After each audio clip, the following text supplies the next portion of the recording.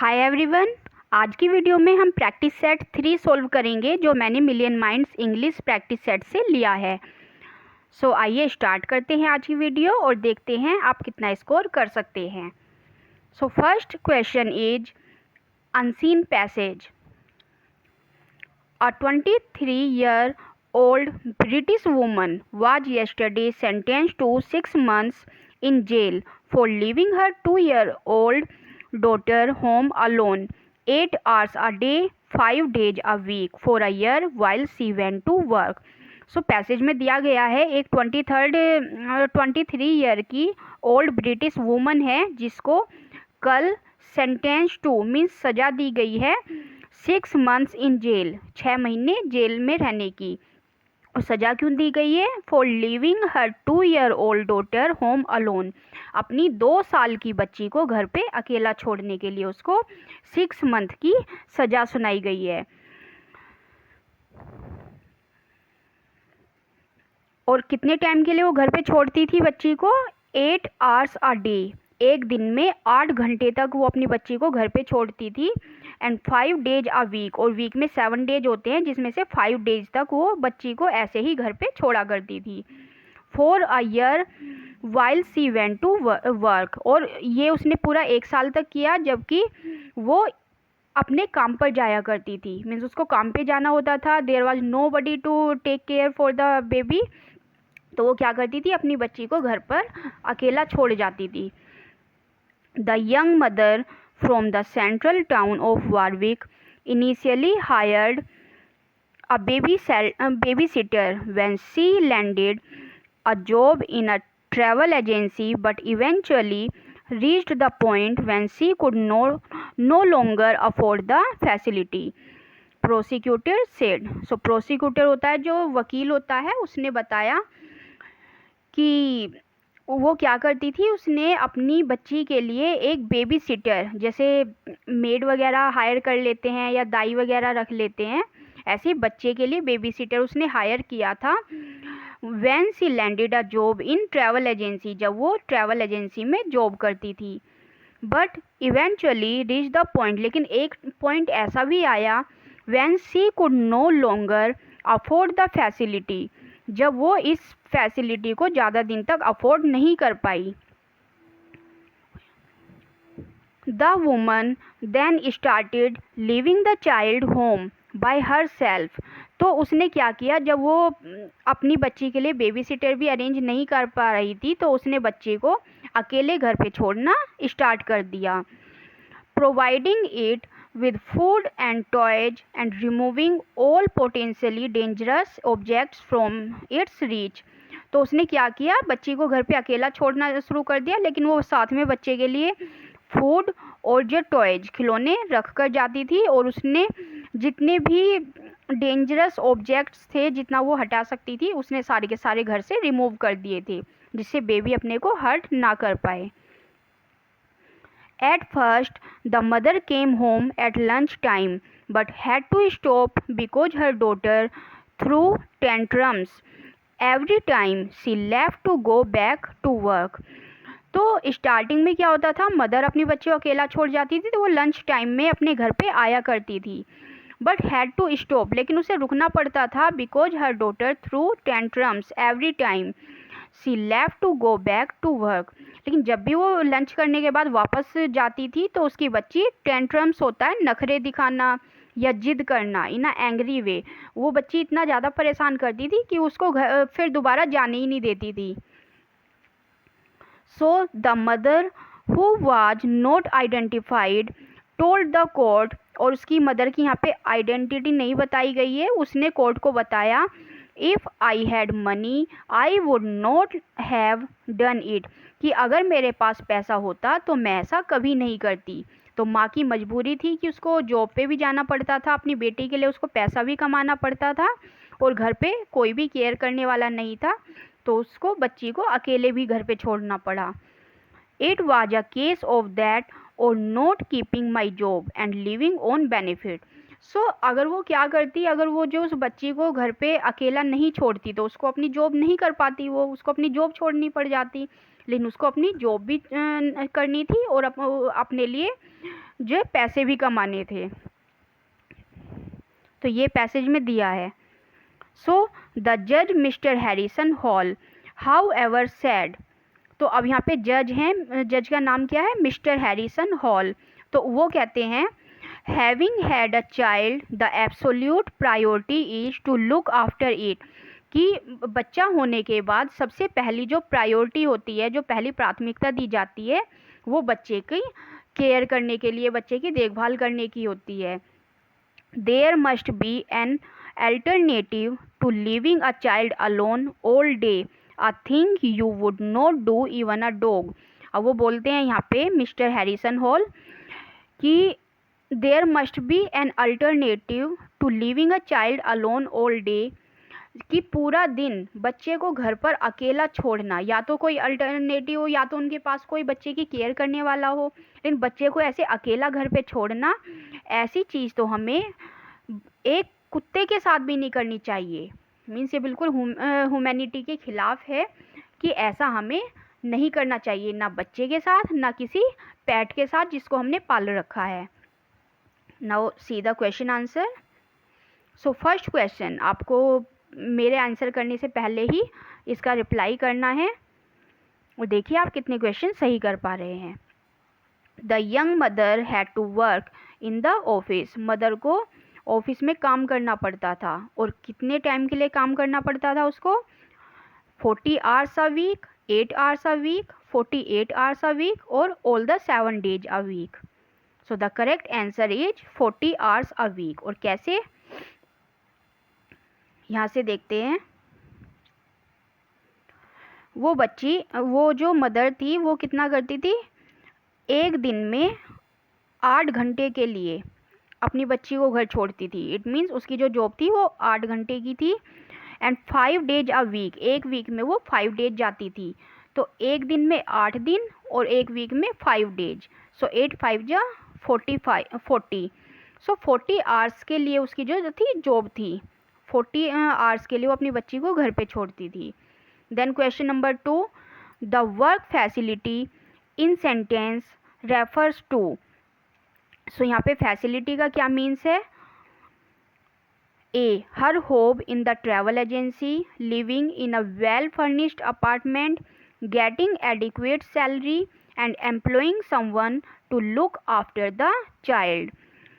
तो पैसेज में जैसे दिया हुआ है कि she could not afford this facility, वो इस फैसिलिटी को ज़्यादा दिन तक नहीं अफोर्ड कर पाई। So the correct answer is employing someone to look after the child. उसने जो बेबी सिटर हायर किया था उसको वो ज़्यादा दिन के लिए बेबी की देख रेख के लिए नहीं हायर कर पाई। Then question number 3, the mother stopped coming home. Mother ने घर आना बंद कर दिया, फॉर लंच, लंच के लिए, because her house was far away from the office, उसका जो हाउस था वो ऑफिस से दूर था। She was not able to control her anger baby, क्योंकि वो अपनी जो बच्ची थी उसके गुस्से को कंट्रोल नहीं कर पाती थी। And she had to work extra hours to earn more, और उसको एक्स्ट्रा वर्क करना पड़ता था ज़्यादा पैसा कमाने के लिए।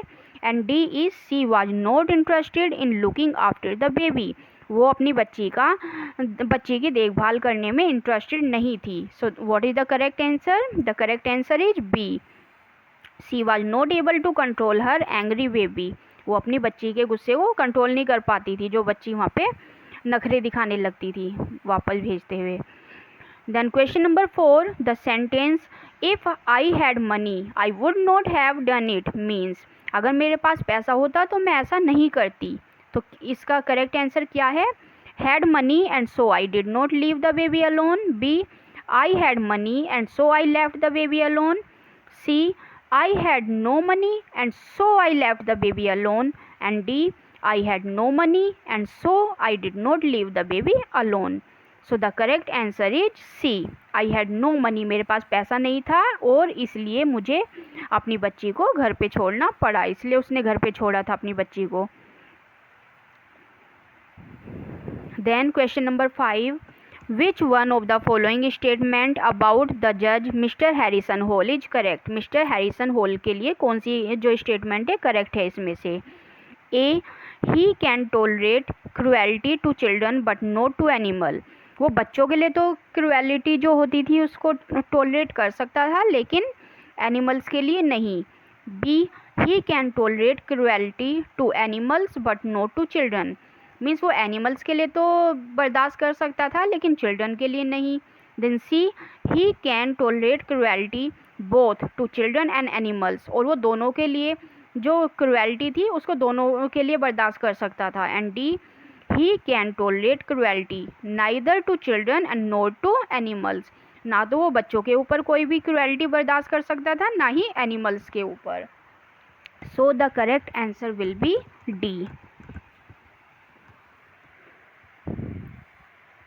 Then question number 6. Byron in his Beppo and Keats in Isabella used an 8-lined stanza with the rhyming scheme of AB AB AB CC, which is called the Spenserian stanza, Italian stanza, Petrarchan stanza and Chaucerian stanza. सो ऐसे एक दो question exam में अलग से भी आ जाते हैं जो हमें लगता है कि हमारे सिलेबस के नहीं हैं। The correct answer will be Italian stanza.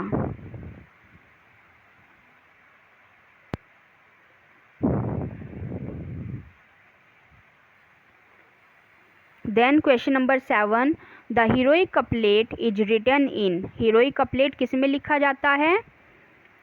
ट्रोकैइक tetrameter, spondaic hexameter, iambic tetrameter और iambic pentameter. So the correct answer is iambic pentameter.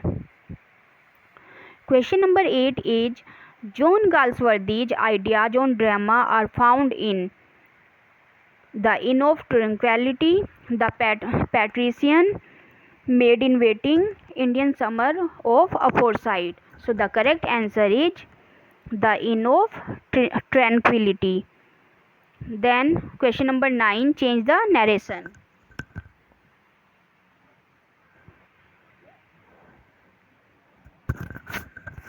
A, the question is, she said to me, it has been raining heavily and you cannot go.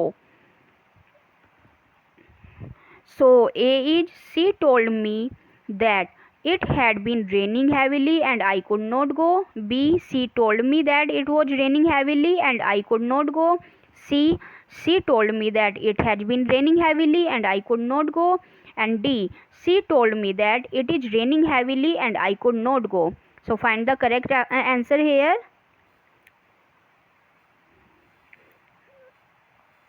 She said to me. So she said to me, said to का हम told कर देते हैं. So she told me that has हमारा है present perfect continuous. So present perfect continuous को हमें past perfect continuous में change करना होता है. So has will be had been raining heavily and you दिया हुआ है यहाँ me के लिए. So it will be change according to object. So I can का could not go. अब यहाँ पे देखिए हैड कौन से ऑप्शन में दिया हुआ है?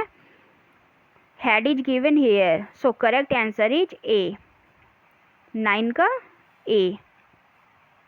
Then question number 10, John said to me where have you been last night. John ने मुझसे पूछा कि तुम लास्ट नाइट कहाँ गए थे. So A is, John asked me where had I been the previous night. B, John asked me where I have been the previous night. C, John asked me where I am the previous night. And D, John asked me where I had been the previous night. So find the correct answer here. See the answer. John said to me. So said to will be asked क्योंकि ये question पूछा गया है. Then where, इस तरह के question में हम कंजक्शन इसी वर्ड को बना देते हैं. So where have you been last night, and ये हैव दिया हुआ है, हैड हम चेंज करते हैं हैड में. You will be change according to object. So John asked me where I had been the previous night. Last night को हम प्रीवियस नाइट में चेंज कर देते हैं. So the correct answer will be D. Question number 11 is, It appears that in Paradise Lost book first, Milton belongs to the devil party without knowing it. Who among the following made this statement? A. Frank Kermode, B. William Empson, C. C.S. Lewis, and D. William Blake. So the correct answer is William Blake. William Blake ने बोला था कि Milton belong to devil's party. Milton devil's party को belong करता है without knowing it, और उसको उसका पता भी नहीं है. So question number 12. They saw him climbing over the fence. So इसको हमें पैसिव वॉइस में चेंज करना है. They were seen climbing over the fence. He was seen climbing over the fence. The fence was seen being climbed over by him and he saw them climbing over the fence. So find the correct answer here. So they saw him. So यहाँ पे object है हमारा him, तो हम इसी से start करेंगे. और this is past indefinite tense. अब पास्ट इंडेफिनिट में हम क्या यूज करते हैं? वाज का यूज करते हैं, was plus third form. So he was seen climbing over the fence, और किसके द्वारा? Bye them. अब यहाँ पे ये अंडरस्टूड है तो हमें इसको लगाने की ज़रूरत नहीं है. So the correct answer will be he was seen climbing over the fence. Then question number 13. The surgeon operated on him for nearly 10 hours. So A he is operated on by the surgeon for nearly 10 hours. B he was operated on by the surgeons for nearly 10 hours.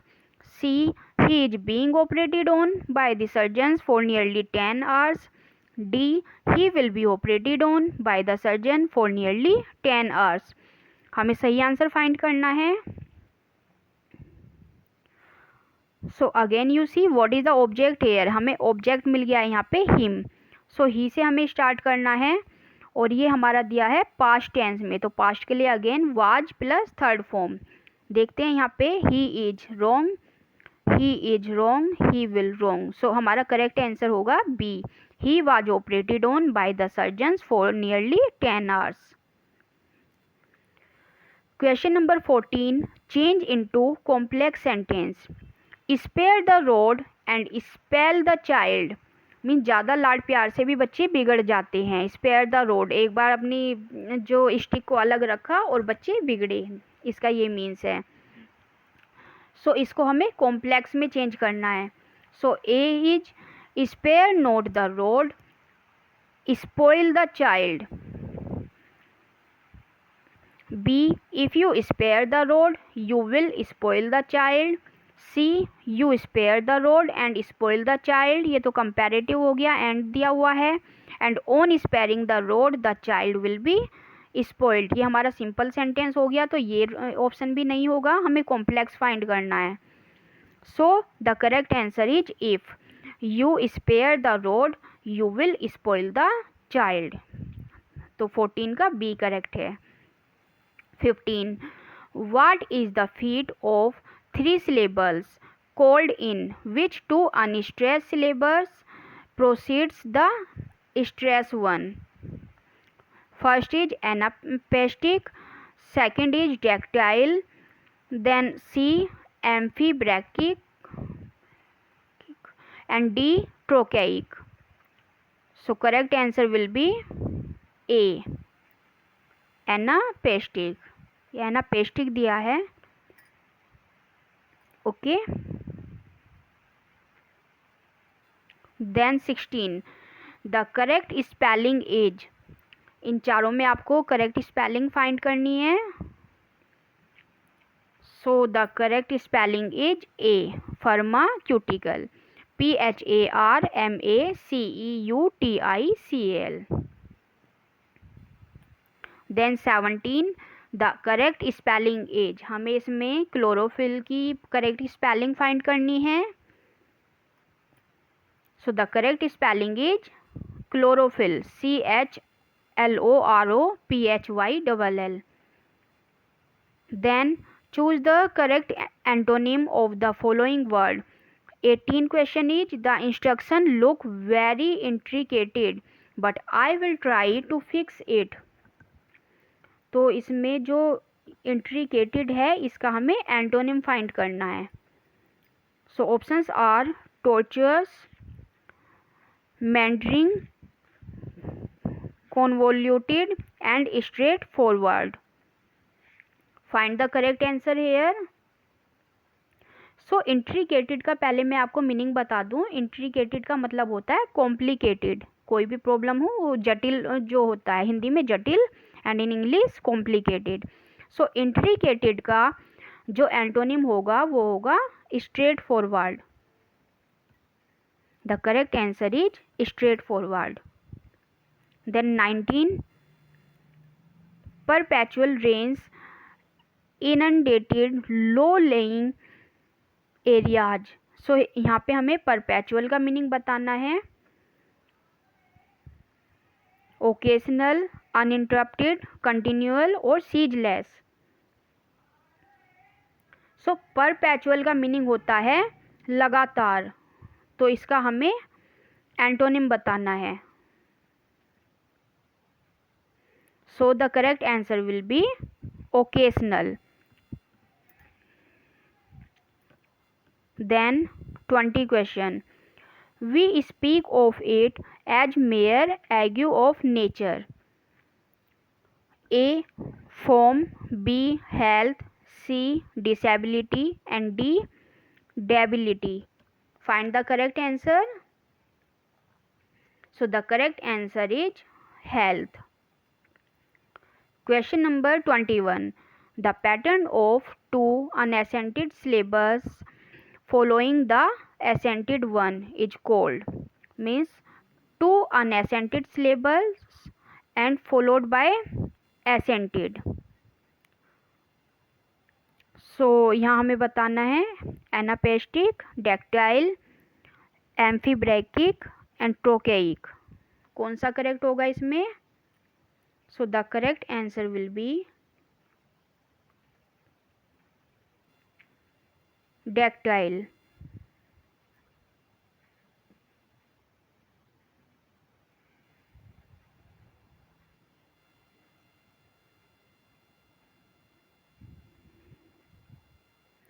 (22) The animals of a particular region is called A. Flora, B. Museum, C. Zoo and D is fauna. The correct answer is fauna. Flora हमारा flowers के लिए use होता है और जो fauna है ये that is use for animals of a particular region. So 22 का D. 23 a woman of lax moral is called prostitute, harlot, concubine and D is hostess. Find the correct answer here. The correct answer is harlot. B is correct answer. Then 24, she slept soundly. The underlined verb is, अब हमें बताना है ये जो slab दिया हुआ है ये कौन सी वर्ब है यहाँ पे। तो स्लैप के बाद में देखिए क्या कोई ऑब्जेक्ट दिया हुआ है? नहीं। साउंडली हमारा एडवर्ब होता है, तो जिसके बाद में कोई ऑब्जेक्ट नहीं आता वो कौन सी वर्ब होती है हमारी? Intransitive verb. 24 का B. Then 25 join into a simple sentence. He was absent from school. He was ill. तो इसको हमें सिंपल सेंटेंस में जोड़ना है, दोनों को मिलाकर सिंपल सेंटेंस बनाना है। A, as he was ill he was absent from school. He was absent from school because of his illness. He was ill and so he was absent from school and none of these. So जो simple sentence होते हैं हमारे उसमें हम क्या use करते हैं? Simple एक सब्जेक्ट यूज करते हैं और एक ही वर्ब यूज करते हैं। लेकिन यहाँ पे ही भी सब्जेक्ट है और वाज ये हमारी वर्ब हो गई। अगेन यहाँ पे ही सब्जेक्ट है और वाज वर्ब, तो ये हमारा सिंपल सेंटेंस नहीं है। Then he was and again यहाँ ही वाज, तो यहाँ भी हमारे दो सब्जेक्ट दो वर्ब आ गए, ये भी हमारा करेक्ट आंसर नहीं है। And B is he subject and was is verb, और उसके आगे ना कोई सब्जेक्ट है ना कोई वर्ब है। इट मीन्स हमारा जो करेक्ट आंसर है वो है बी, 25 का B option. Then 26, tick the correct auxiliary to indicate discontinued habit. अब हमें इसमें डिसकंटिन्यूड हैबिट बतानी है, जो हैबिट कंटिन्यू नहीं है। There was a house there, there used to be a house there, there is a house there, and there was used to be a house there. So 26, the correct answer will be B. There used to be a house there.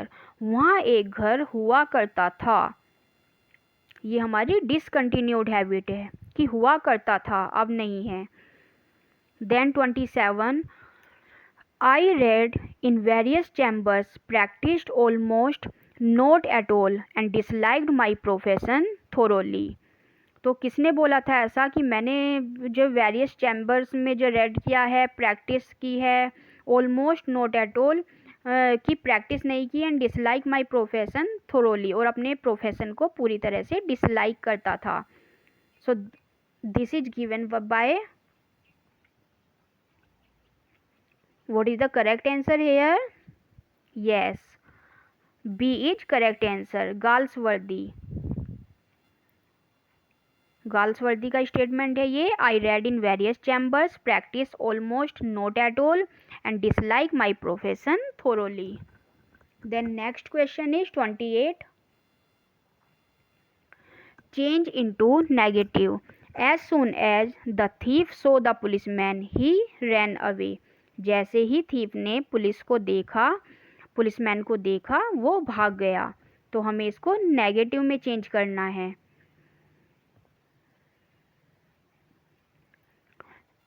Option number A, no sooner did the thief see the policeman then he ran away.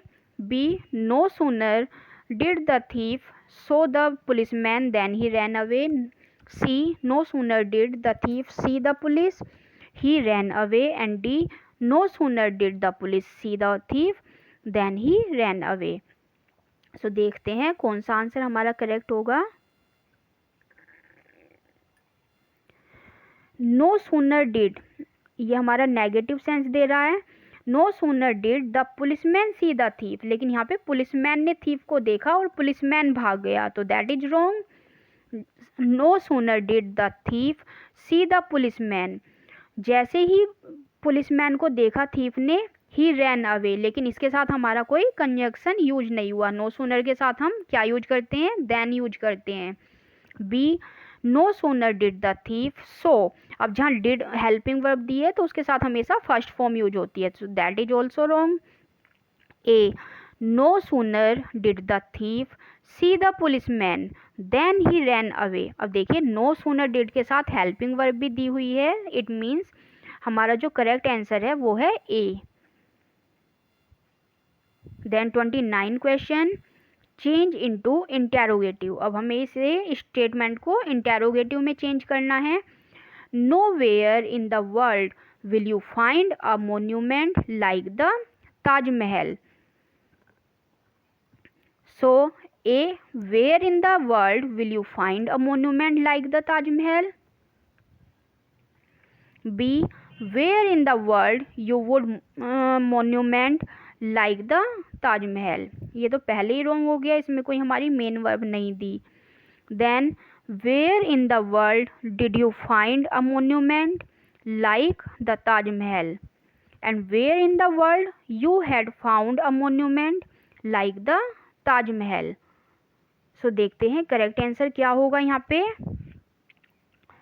मैंने आपको बताया था जब हम interrogative में change करते हैं तो हम क्या करते हैं, where in the world will you find a monument like the Taj Mahal, ये हमारा करेक्ट आंसर है।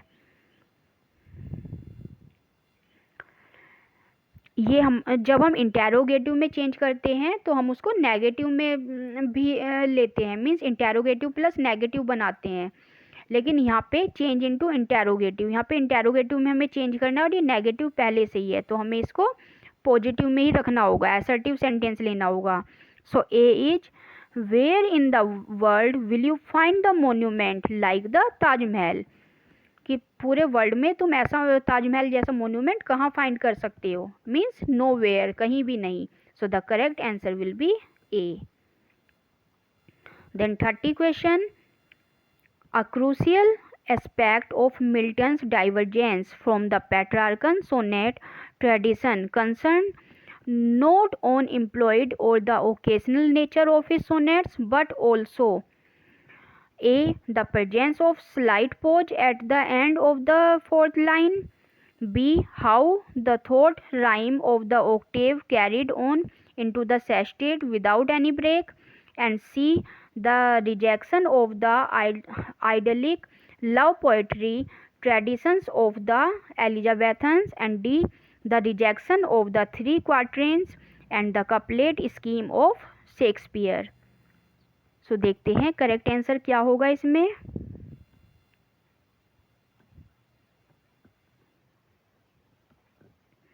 सो correct answer will be C. The rejection of idyllic love poetry tradition of the Elizabethan. So the correct answer will be C. Then 31. He owed his success to his father. So A is he succeeded because his father helped him. B. His success was only due to his father. C. He and his father succeeded. And D. It was owing to his father that he succeeded. So इसका 31 का correct answer होगा D. It was owing to his father that he succeeded. Then 32. He worked hard that he might pass the examination. So simple sentence में हमें इसको change करना है कि उसने काफ़ी हार्ड वर्क किया और क्यों किया, that he might pass the examination, जिससे वो एग्ज़ाम को पास कर ले. So A he worked as hard as he could so that he might pass the examination. B he worked hard because he wanted to pass the examination. C. He worked hard to pass the examination. And D. He worked hard so that he could pass the examination. देखते हैं इसका correct answer क्या होगा. सो correct answer will B C. He worked hard to pass the examination. हमें simple sentence में change करना है और सिंपल सेंटेंस में हमेशा क्या होता है, single subject and single verb. यहाँ पे देखिए subject verb then subject verb 2 बार आ गया है. यहाँ भी सब्जेक्ट वर्ब ये भी रॉन्ग हो जाएगा. देन सब्जेक्ट वर्ब और यहाँ पे भी सब्जेक्ट वर्ब, तो ये सारे सिंपल सेंटेंस नहीं बना रहे हैं. तो the correct answer will be C. He worked hard to pass the examination. 33. To whom is Wordsworth's autobiographical poem the prelude address. अब जो प्रेल्यूड उन्होंने लिखी थी, अपनी जो पोम थी, वो उन्होंने किसको एड्रेस की थी वर्ड्सवर्थ ने, जेन ऑस्टिन, पोप, कॉलरिज और डॉक्टर जॉनसन. तो उन्होंने वो कॉलरिज को एड्रेस की थी. उसका उन्होंने शुरू में टाइटल भी दिया था, poem to Coleridge. Then 24. Fees will not be received after 3 p.m.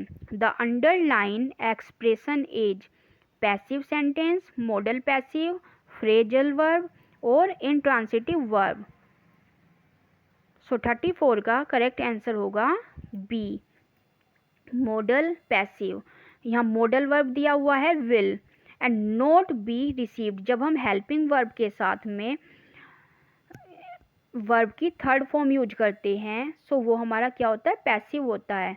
सो यहाँ पे करेक्ट आंसर क्या है, मॉडल पैसिव. 34 का B. Then 35. Replace the underline words with a phrasal verb. Did you refuse the offer. अब refuse के place पे हम कौन सी फ्रेजल वर्ब यूज कर सकते हैं, turn down, break down, set off और put off. So the correct answer is turn down. Turn down का मीन्स होता है रिफ्यूज करना. Then in the amphibrachia, the accented syllable comes between the two unaccented. B. The unaccented syllable comes between the two accented. And C. Two accented syllables are followed by two unaccented syllables. And D.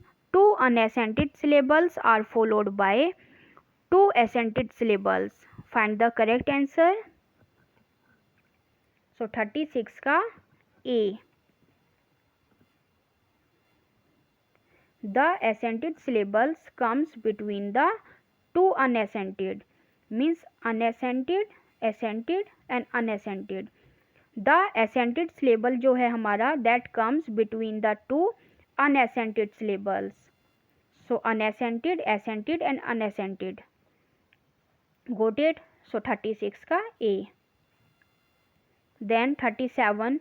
Find the synonyms of the following words by choosing the correct option. 37. Lodge grind the dash. Lodge grind the dash and rich man rule the law. Criminal, poor, innocents और destitutes. So 37 का correct answer होगा B, poor. यहाँ देखिए जो कानून है हमारा वो किसको ग्राइंड करता है, पुअर को ग्राइंड करता है. और जो रिच मैन होते हैं वो रूल करते हैं कानून के ऊपर, जो लॉ के ऊपर वो है रूल करते हैं. और जो लॉ है हमारा वो किसको ग्राइंड करता है, पुअर को. 37 का B. Then amenable means A vague, B gentle, C stupid and D stubborn. तो इसका हमें सिनोनिम्स बताना है यहाँ पे 38 का. So the correct answer will be gentle. Amenable का मीन्स होगा जेंटिल. Then 39 equivocal. अब इक्विवोकल का हमें मीनिंग बताना है यहाँ पे. A displeased, B puzzling, C learned and D short sighted. So the correct answer is B, puzzling. 40. Pick out the right option which expresses the meaning of the word invaluable. हमें invaluable का meaning बताना है यहाँ पे. So valueless, priceless, useless और cheap. सही answer क्या होगा? The correct answer is B, priceless. Invaluable means priceless.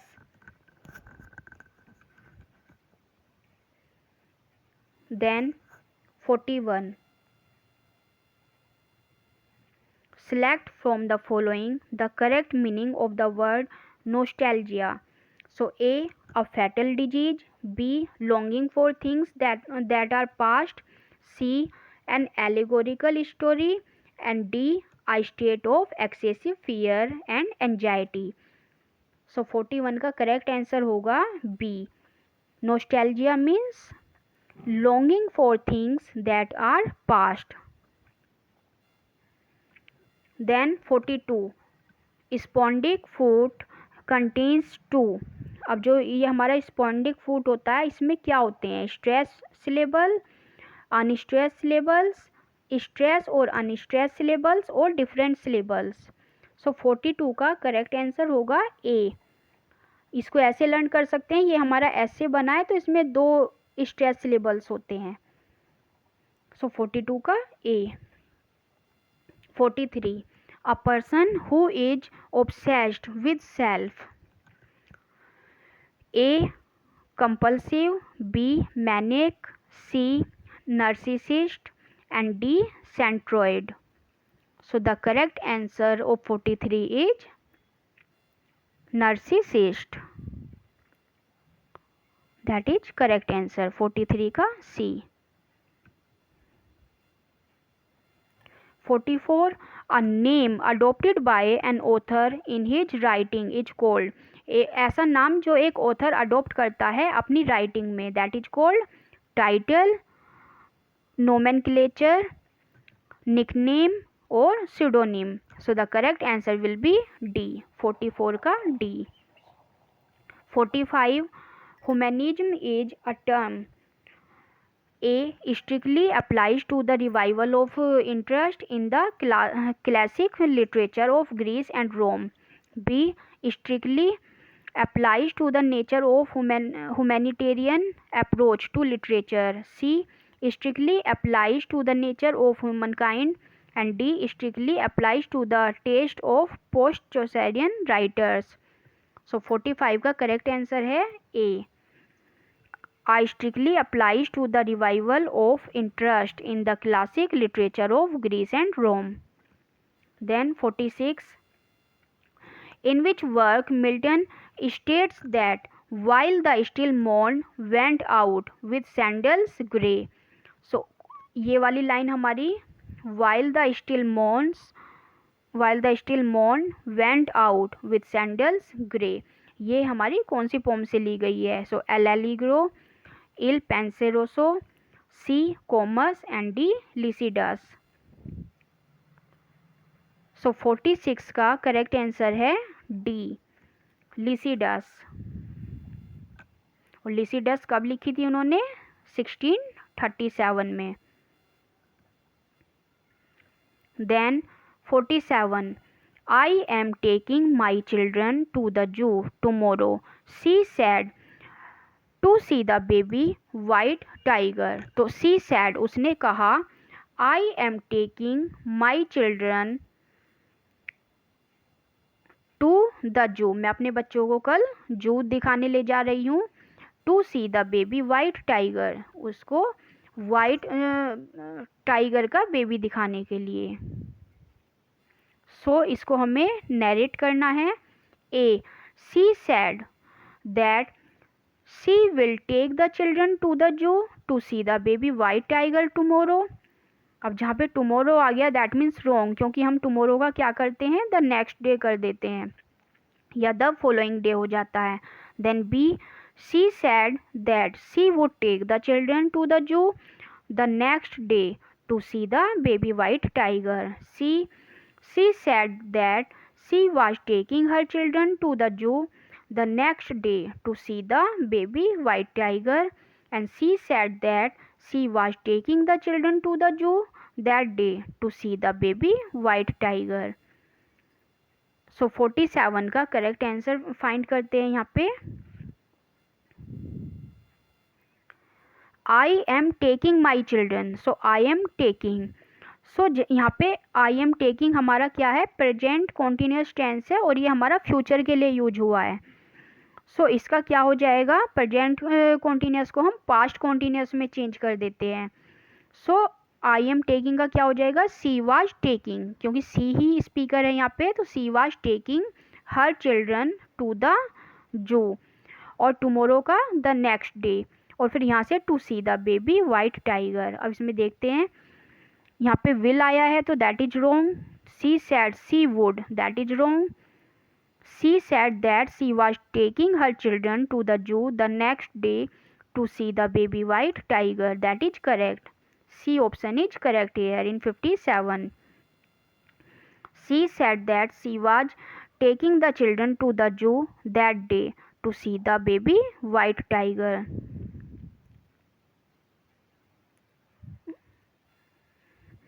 यहाँ पे सिर्फ इतना चेंज है, यहाँ पे टेकिंग हर चिल्ड्रन दिया हुआ है और इन्होंने टेकिंग द चिल्ड्रन कर दिया है. So this option is correct. Then 48. Change the narration. She said mother please cook me something nice today.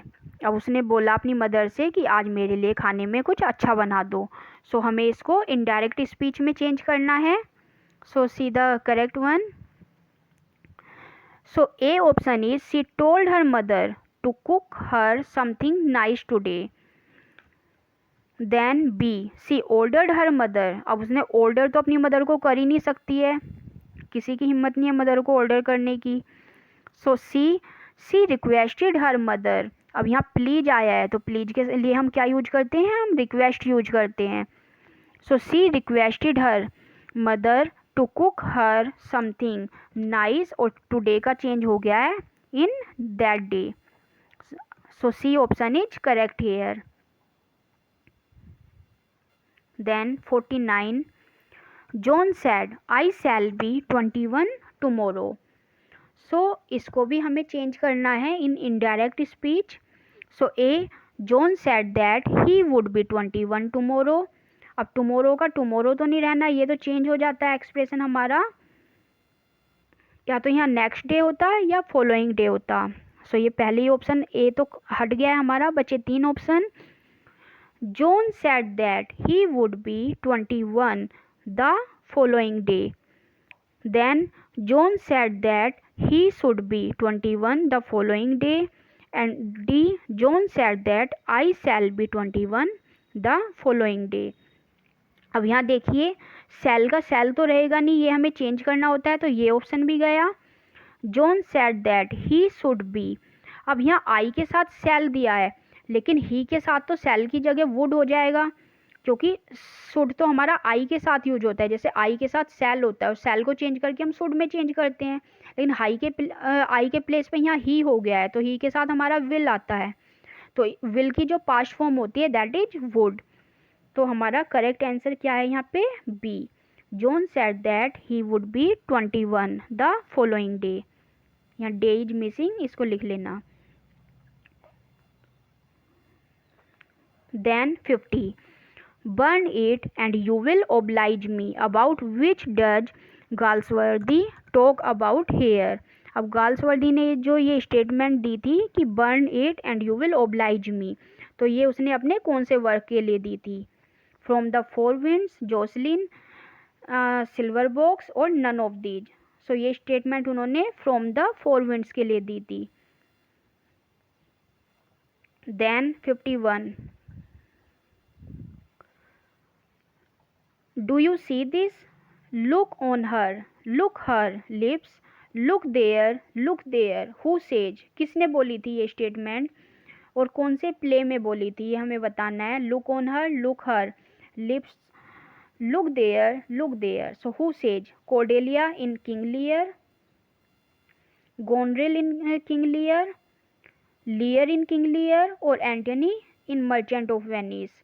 So the correct answer is लियर in King लियर। जब Cordelia last में मर जाती है तो लियर उसको गोद में उठा करके लाता है स्टेज पे और वो बोलता है ये लाइन कि इसके लिप्स देखो, look here, look there. So ये लियर ने बोला है in King Lear. 52, what is the rhyming pattern of the quatrain used by Keats in La Belle Dame sans Merci. La Belle Dame sans Merci में Keats ने कौन सा pattern follow किया है, A B B, A B C B, A B और A B A C. So the correct answer is B, A B C B. 53, he must accept his fault otherwise he will not be spared। सो इसको हमें complex sentence में change करना है।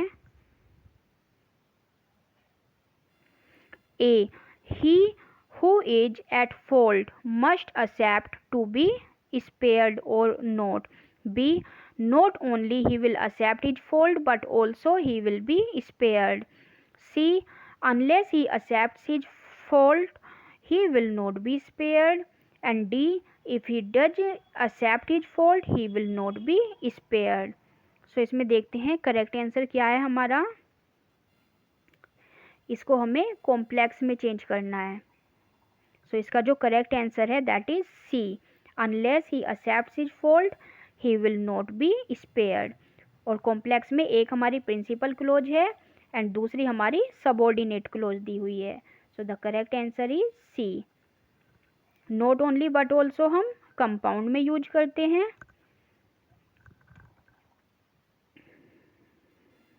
Then 54, besides being sent to prison the culprit was heavily fined। इसको हमें compound में change करना है कि जो कल्प्रिट है, जो अपराधी है, उसको जेल में तो भेजा ही गया लेकिन उस पर हैवी फाइन भी लगाया गया। सो इसे हमें कंपाउंड में चेंज करना है। So A option, although the culprit was sent to prison he was also not only heavily fined. B. The culprit was not only sent to prison but also heavily fined. C. The culprit was not only sent to prison, moreover he was but also fined. D. The culprit sent to prison, heavily fined too. So compound में change करना है इसको. देखिए what is the correct answer? The correct answer is B. The culprit was not only. So not only जो expression है उसको follow करता है but also. So not only sent to prison but also heavily fined. So the correct answer will be B. Then 55. Transformation from simple to complex sentence. अब हमें इसे simple sentence को complex में change करना है. Her silence proves her guilt. So A, she is silent and this proves her guilt. Then the fact that she is silent proves her guilt. C, her guilt is proved by her silence. And D, her silence goes to prove her guilt. So देखिए इनमें complex sentence कौन सा है. So the correct answer is B. The fact that she is silent proves her guilt. Then 56. Identify the Spenserian stanza from the rhyming pattern given below. हमें इन सब में से स्पेंसेरियन स्टैंजा की राइमिंग स्कीम को फाइंड आउट करना है. So देखिए what is the correct rhyming scheme. So जो स्पेंसेरियन स्टैंजा है उसकी राइमिंग स्कीम होती है A B, B C, C D, E. अब देखिए इसमें कौन सा फॉलो कर रहा है ये. A B C B, that is wrong. A B C B wrong. A B C A wrong. A B C. So the correct answer will be B. Then 57. A Midsummer Night's Dream was to be performed on the night of Midsummer Day, June 4th. It is said. जो midsummer Night dream था play उसको perform किया जाता था कब. On the night of midsummer day. जो 4 जून midsummer night होती है गर्मियों के दिनों में, that the day is June 4th. और उसको ये प्ले जो प्ले किया जाता था, परफॉर्म किया जाता था. तो क्या नाम है इसका. Saint John's Day, Epiphany Day, Venus Day और वैलेंटाइन डे. सो इस डे को क्या बोला जाता है. So the correct answer is B, Epiphany Day. Then 58. In whose memory was Lycidas composed. Lycidas जो मिल्टन ने किसकी मेमोरी में लिखा था. King Edward, death of Cromwell, death of Queen Elizabeth और none of them. So the correct answer is A, King Edward. 59. Which of the following is written incorrectly. इनमें से कौन सा इनकरेक्ट लिखा हुआ है. परसेंट, समटाइम, एटलीस्ट और all right. So what is the correct answer here. So the correct answer is 59 का B,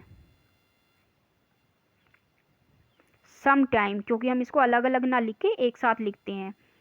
some time. Okay. Then 60.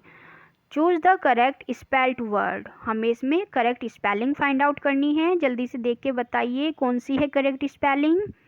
So the correct spelling is 60 का ए, एंट्रेप्रेनर. ENTREPRENEUR, एंट्रेप्रेनर. Then 61. Which work of Milton immediately followed Paradise Lost. इनमें से कौन सा जो work है Milton का जिसने पैराडाइज लोस्ट को एकदम से फॉलो किया था. सो the correct answer will B paradise regained. ये पैराडाइज लोस्ट का सीक्वल है. और पैराडाइज लोस्ट हमारा कब पब्लिश हुआ था. इन 1667. और पैराडाइज रिगेन्ड हमारा पब्लिश हुआ था 1671. Then 62. Coxon is a character in. Coxon कौन से प्ले का इसमें कैरेक्टर है, कौन सा वर्क है ये. जस्टिस, मैकबेथ, एरोपेजिटिका और As You Like It. The correct answer is Justice. और जस्टिस किसने लिखा था? It was written by John Galsworthy. Then 63, in the trochaic 2 stressed syllables follow 1 unstressed syllables. B, 2 unstressed syllables follow 1 stressed syllable. C, a stressed syllable is followed by an unstressed syllable.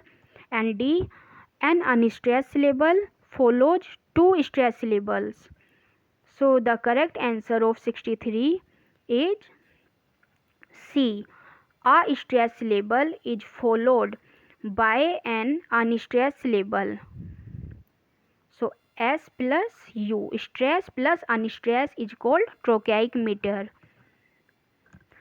Then 64, which play is the first in English to employ allegorical machinery? A, Mary Magdalene. B, Noah and the Flood. C, Secunda Pastorum. And D, Abraham and Isaac. So just tell me what is the correct answer of 64. So the correct answer will be A. Got it? Then 65, one who is unable to pay debts is, जो अपने पे को clear करने में enable होता है उसको हम क्या बोलते हैं? डेप्टर, इंडेप्टेड, बोरोअर और इंसोल्वेंट। सो 65 का correct answer is D, insolvent, दिवालिया, जो अपने कर्ज को चुकाने में अनेबल हो। Then 66, the first volume of lyrical ballads 1798 was published under the author name of Wordsworth, Coleridge, Wordsworth and Coleridge, or none of these. The correct answer is D, none of these. क्योंकि 60 जो lyrical ballads Wordsworth और Coleridge दोनों ने मिलकर लिखी थी उसमें उन्होंने अपना कोई नाम नहीं दिया था, उन्हें anonymously means without any name उन्होंने पब्लिश कराया था। Then 67, the first successful novel of John Galsworthy was The Man of Property, Fraternity, Silver Box और Strife। तो कौन सी उनकी सक्सेसफुल नोवेल थी फर्स्ट नंबर की? The correct answer is the man of property. Then 68, which poem these lines have been taken from? They flash upon that inward eye which is the bliss of solitude. A, the world is too much with us. B, Tintern Abbey. C, Prelude. And D, Daffodils. The correct answer is D, Daffodils. 69, choose the correct spelt word. So find out the correct word here. So the correct spelling is B, adequate. ETIQUETTE, ETIQUETTE, adequate. Then 70, which of the following Shakespearean plays in 3 parts? इनमें से Shakespeare का कौन सा play है जो 3 parts में लिखा गया है? Henry Fourth, Richard Third, Richard Second और Henry Six. So the correct answer is Henry Six. इसके 3 पार्ट्स आए थे, Henry Six part 1, part 2 and part 3। Then 71, O hell to choose love by another's eyes says. और ऐसा कौन बोलता है? ये वाली लाइन किसने बोली थी? हर्मिया, वायोला, डेस्डेमोना और Miranda.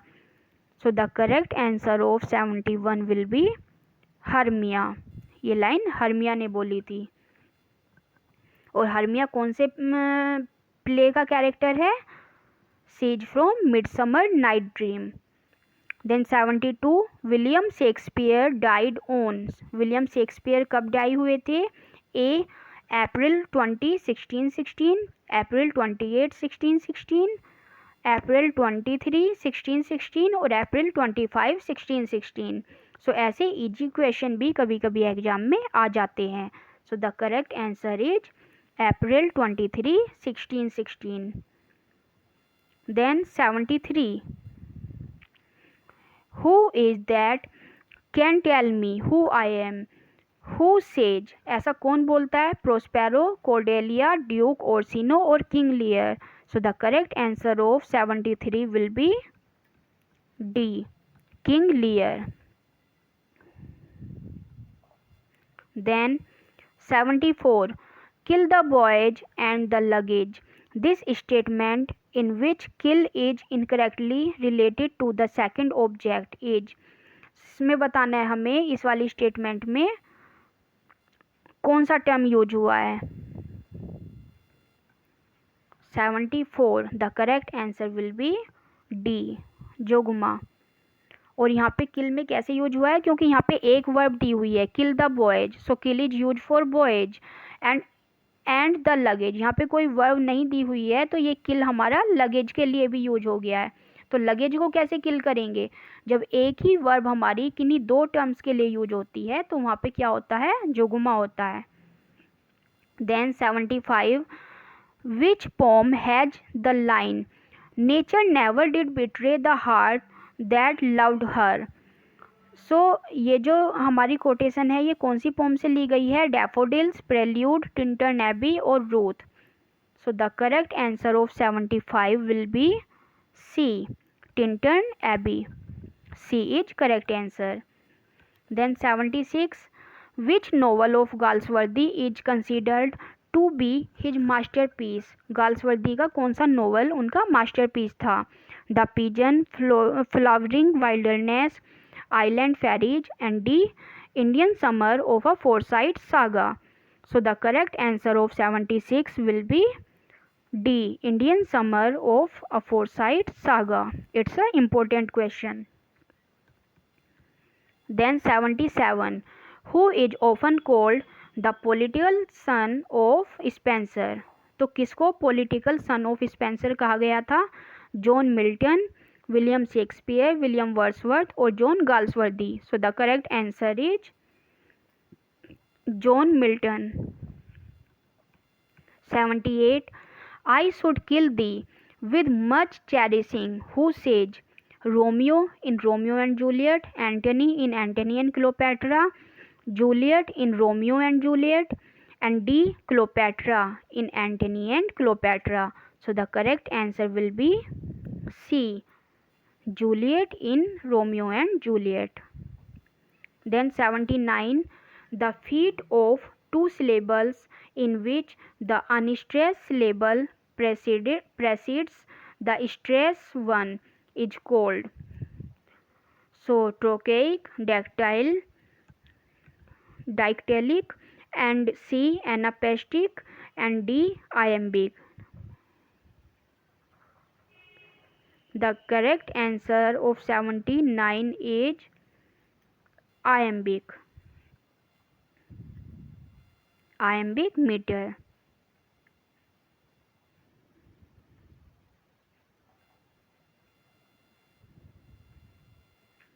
Then 80. Which Shakespearean play contains the line "There is a special providence in the fall of a sparrow" is taken from King Lear, Hamlet, Coriolanus and Macbeth. ये जो line है ये कौन से play से ली गई है? Find the correct answer. So the correct answer of 80 is Hamlet. Hamlet ने बोला है ये line. Then 81. The movement in art and literature emphasizing the expression of the imagination as realized in dramas and presented without conscious control, which developed in France under the leadership of Henri Breton is. अब इसे देख के हमें बताना है कि कौन सा इसमें से कौन सा टर्म लेना है इसमें. So the correct answer of 81 is C. सरेलिज्म.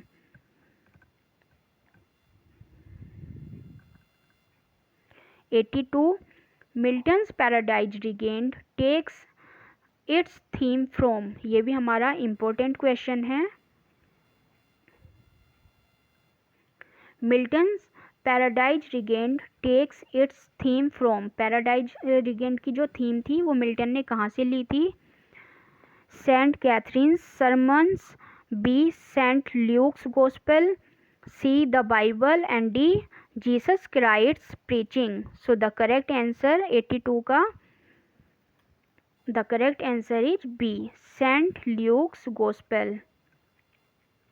83 which of the following is known as the age of sensibility? The age of Pope, age of Milton, age of Johnson or age of Wordsworth? Very easy question. So the correct answer is C, age of Johnson. 84 which time Wordsworth is being referred in these lines from Prelude? Europe at that time was thrilled with joy, France standing on the top of golden hours. So A, the beginning of romanticism, B, the period of French Revolution, C, celebrating his poet laureateship and D, none of these. So 84 का हमारा correct answer है B, the period of French Revolution. Then 85 what was the name of the house of Shakespeare in Stratford? Stratford में जो Shakespeare ने घर लिया था उसका क्या नाम था? New Place, Stratford House, Grand Palace और High Palace. So the correct answer is A, New Place. And don't be confuse in it, ये पैलेस नहीं है, ये प्लेस है, न्यू प्लेस। कई बार कंफ्यूजन हो जाती है वहाँ पे कि वो लोग पैलेस भी दे देते हैं।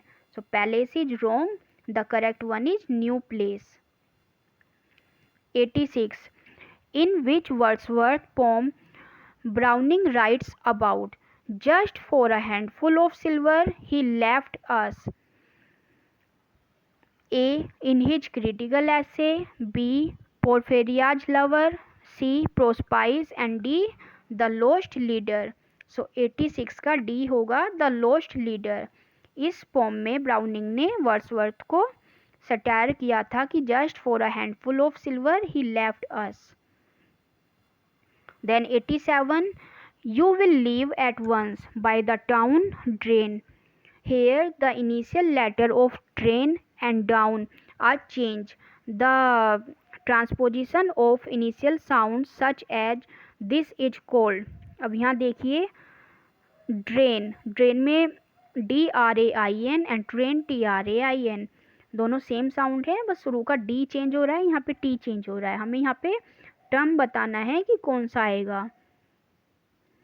So the correct answer is B, spoonerism. 88 which is Galsworthy's first play, Galsworthy का फर्स्ट प्ले कौन सा है? Loyalties, Silver Box, Justice and Joselyn. So the correct answer of 88 is C, silver box.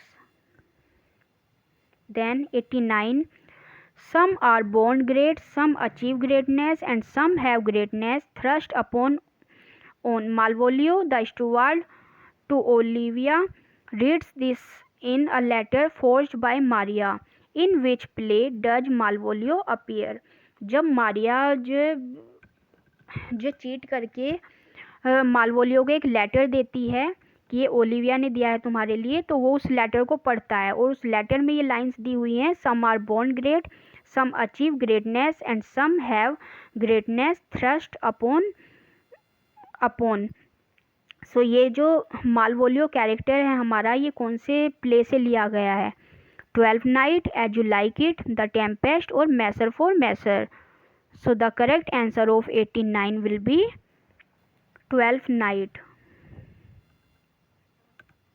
ये 12th night से लिया है character. So 90 better a witty fool than a foolish wit, ये line 12th night में बोली गई हैं। किसने बोली है? मालवोलियो, जैक्स, फेस्ट और Touchstone. So the correct answer will be C,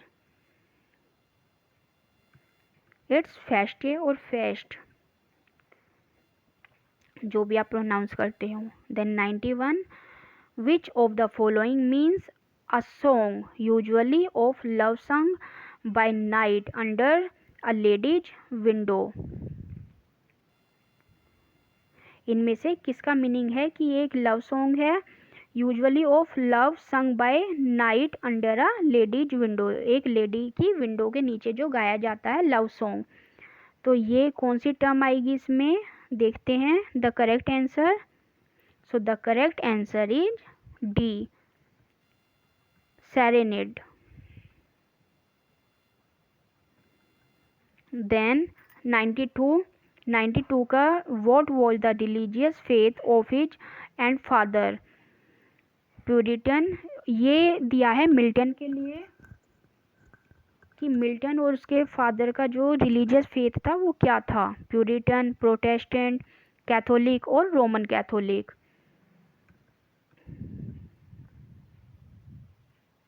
so the correct answer of 92 will be D, Roman Catholic.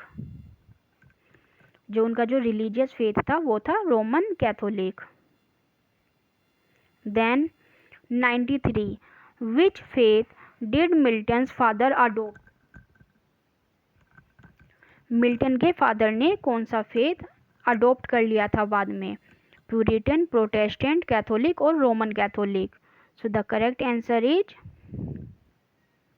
B, Protestant. पहले वो रोमन कैथोलिक थे और बाद में उन्होंने अपना फेथ चेंज करके प्रोटेस्टेंट कर लिया था। Then 94 study the lines from Milton sonnet address to the nightingale, now timely sing before that means before the rude bird of hate foretell my hopeless doom in some grove night, what is the rude bird of hate referred to here? 94 A option is nightingale, B owl, C sparrow and D cuckoo। So 94 का correct option है D, Kuku.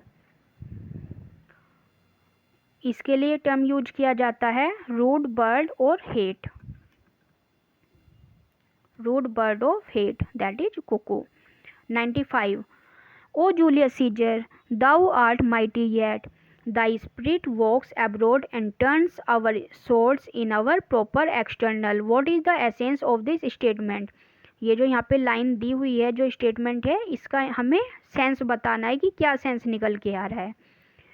Brutus was too mighty, B Cassius was mighty, C Antony was mighty and D Caesar was mighty even after his death. So जब Caesar मर गया था उसके बाद भी उसकी जो पावर थी उसके आगे वो जो उनके कॉन्स्पिरेटर थे वो जीत नहीं पा रहे थे, तब उन्होंने ये लाइन बोली थी O Julius Caesar thou art mighty yet, कि ओ जूलियस सीजर तुम अभी भी पावरफुल हो, thy spirit walks abroad and turns our swords in our proper external। okay, so the correct answer will be D, Caesar was mighty even after his death।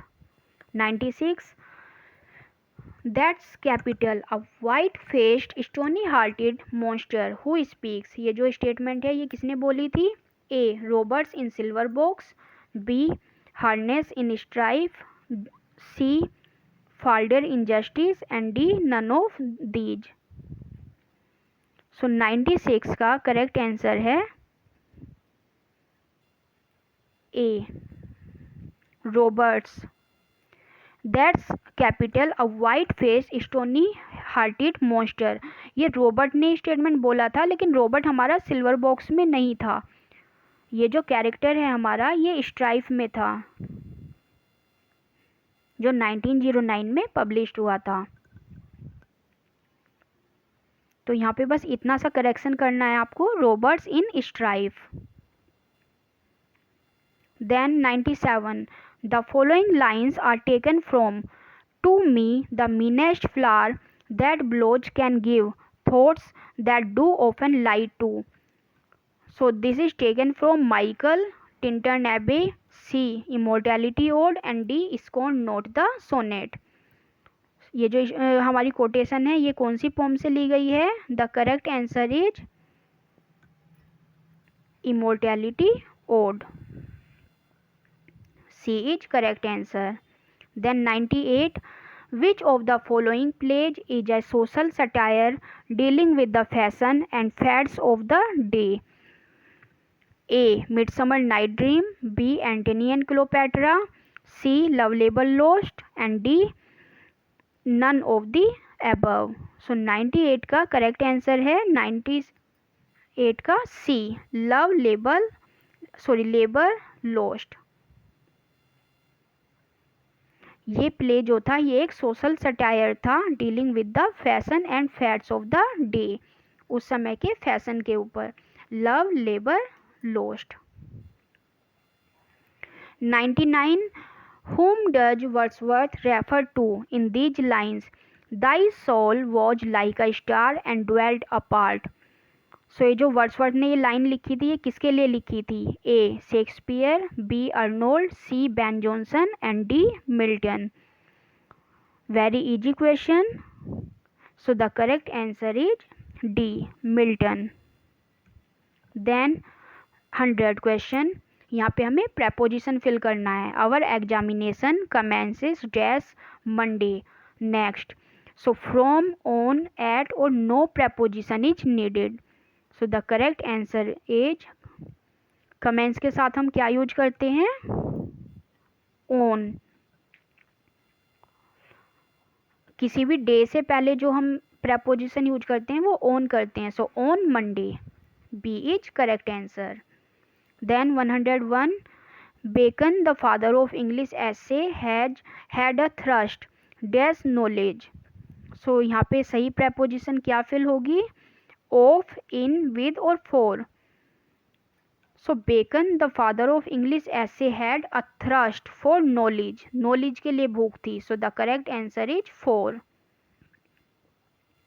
102. I beg to differ dash you on the subject from, with, to और for. So 102 का correct answer होगा with. I beg to differ with you on the subject. 103. The minister dwelt dash the subject of political development at length. So options are A. upon, B. at, C. with and D. on. So 103 का सही answer होगा on. The minister dwelt on the subject of political development at length. Then 104. Choose the correct option after punctuating the following sentence. We judge ourselves by what we feel capable of doing, while others judge us by what we have already done. Now see the all four options. सभी options देख लीजिए अच्छे से and tell me the correct answer. Okay, so the correct answer is A.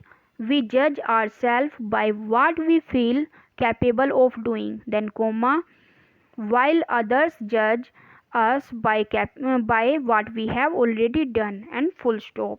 That is the correct answer. 105. To pay off old scores means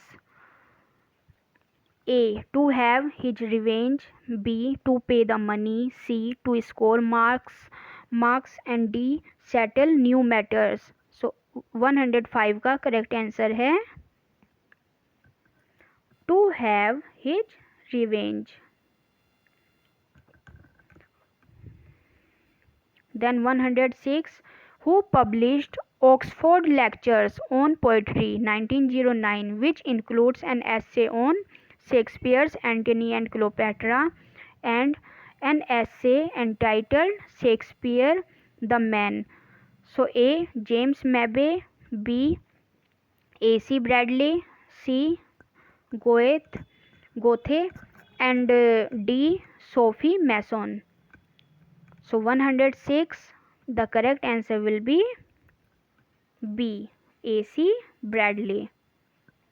Then 107. Alpha and omega means disorder, ready to act, the essence, and the D is out of his mind. So 107, the correct answer is C, the essence, alpha and omega, the essence. 108, write the correct meaning from all gas and gases. A, satisfactory state of affair, warm and hot day. C, bright sunshine. And D, gas chambers. So 108 का correct answer होगा A, satisfactory state of affairs. 109, the meaning of modus operandi is the condition of human mind. B, work is worship. C, the manner of operating और proceeding. D, cause or tending to cause sleep. So 109, the correct answer is C, the manner of operating or proceeding. Modus operandi. 110, who is the author of Shakespearean tragedy 1904, which centers on Shakespeare's four great plays King Lear, Othello, Hamlet and Macbeth. So 1904 में किसने लिखी थी ये Shakespearean tragedy? James Hobby, A.C. Bradley, A.C. Swinburne and Stephen Mason. So the correct answer of 110 is B, A.C. Bradley. 111, all roads lead to Rome means face difficulty while traveling, run away from difficulty, all roads are busy or many different goals to reach one aim. So all roads leads to Rome. So the correct answer will be D, many different goals to reach one aim. 112, which of the following acts were not passed during the Victorian era? A, the Married Women's Property Rights Act. B, the Custody Act. C, the Women Suffrage Act. And D, a series of Factory Acts. So 112, the correct answer will be C, the Women's Suffrage Act. 113, one of the most flexible meter foot line, it was introduced by Geoffrey Chaucer in the 14th century. अब 14th century में जो ये introduce की गई थी term किसके द्वारा? Geoffrey चौसर के द्वारा. आयम्बिक, पेंटामीटर, ट्रोकेइक और hexameter. So the correct answer will B pentameter. Then 114, who among the following exemplified the role of the peasant poet? A, John Clare. Then B, John Keats. C, William Cobbett and D, Robert Burns. So 114, the correct answer is William Cobbett. Sorry, C is 1 and 4th means John Clare and Robert Burns. इनको peasant poet बोला जाता है. So the correct answer is C. 115, who of the following are being talked about in the following lines? You seem to understand me by each at once, her choppy finger laying upon her skinny lips, you should be woman. So options are the plebeians in Coriolanus, B, the sisters in King Lear, C, the witches in Macbeth, and D, the players in Hamlet. So the correct answer will be C, the witches in Macbeth.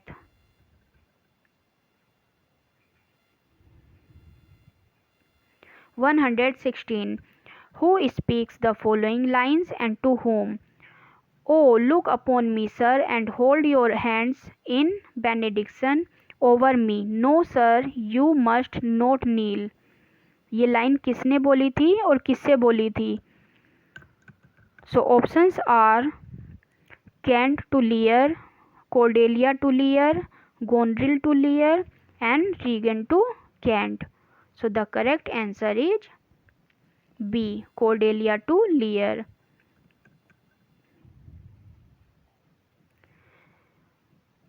जब King Lear Cordelia से माफ़ी मांगता है अपने किए के ऊपर, तो कोर्डेलिया ये लाइन किंग लियर से बोलती है, O look upon me sir and hold your hands in benediction over me. No sir, you must not kneel. कि मेरे सामने झुको मत, मुझसे माफ़ी मत मांगो, बल्कि अपने हैंड्स मेरे लिए आशीर्वाद देने के लिए उठाओ. Then 117, which writer applied the term cultural poetics to his own critical contribution to make literature and arts as part of social practice? I hope correct answer find कर लिया होगा आपने. So the correct answer is A, Stephen Greenblatt. Then 118, which one of the following correctly describes the meaning of Macbeth's words life is but a walking shadow. So ये जो line दी हुई है life is but a walking shadow, हमें इसका meaning बताना है. So A, life is just devoid of light, life is just devoid of substance, life is just devoid of spirit, and life is just devoid of stability. So the correct answer will be B, the life is just devoid of substance. 119, how many syllables are there in the word intransigently? So 3, 6, 5 और 4. So इसमें हमें बताना है कि कितने syllable इस word में दिए गए हैं ट्रांसीजेंटली. So the correct answer is 5, intransigently. Then 120, match the characters with the play. ये हमें कैरेक्टर्स मैच करने हैं प्ले के साथ.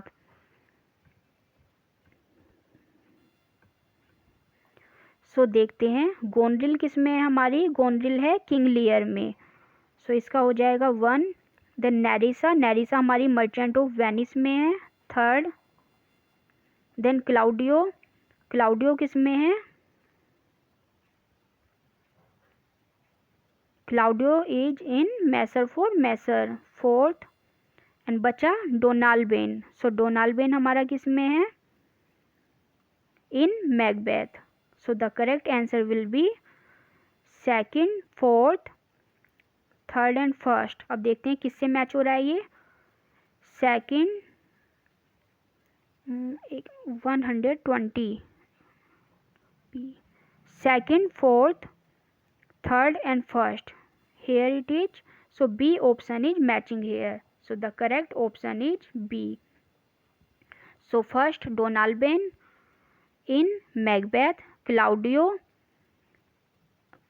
is in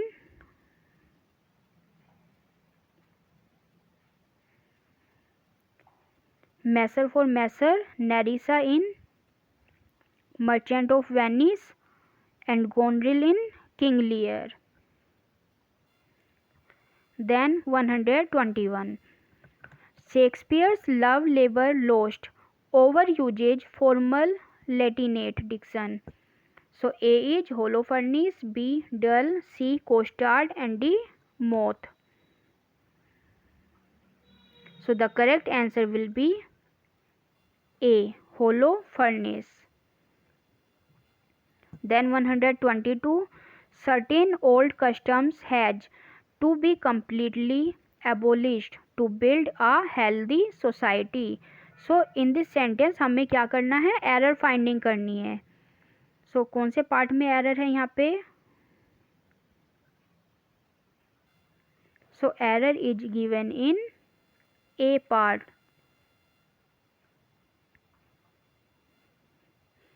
then 123 improve the underline parts of the sentence if needed. ये जो अंडरलाइन पार्ट है इसके प्लेस पे हमें कोई एक वर्ड इसमें से यूज करना है। So she is my better half, wife, Mrs, partner और नो इम्प्रूवमेंट। सो इसमें बेटर हाफ के प्लेस पे क्या यूज कर सकते हैं हम? सो नो इम्प्रूवमेंट मीन्स कोई इम्प्रूवमेंट की ज़रूरत नहीं है। She is my better half, ये करेक्ट है। 124 the prime minister has gone to Brazil, isn't it. So यहाँ पे हमें करेक्ट वर्ड फाइंड करना है कि इजेंट इट के प्लेस पे हम क्या क्वेश्चन टैग रख सकते हैं। Isn't it the prime minister has gone. So has helping verb हमने यहाँ यूज की हुई है, तो हमें हैज से ही वर्ड ढूंढना है। सो हैज नॉट ही। अब यहाँ देखिए हैज यहाँ पे भी दिया हुआ है, लेकिन the prime minister has gone ये पॉजिटिव में है, तो हमें यहाँ नेगेटिव में चाहिए, तो ये वाला करेक्ट होगा। अगर यहाँ नेगेटिव होता तो हम पॉजिटिव में रखते। तो क्वेश्चन टैग में अगर पॉजिटिव दिया है तो नेगेटिव में चेंज करते हैं, और नेगेटिव दिया हुआ हो तो पॉजिटिव में चेंज करते हैं। Then 125 they congratulated him for his birthday. So यहाँ पे हमें करेक्ट करना है इस सेंटेंस को। कॉन्ग्रेचुलेटेड के साथ हम हमेशा ओन यूज करते हैं। यहाँ congratulated him for, that is wrong.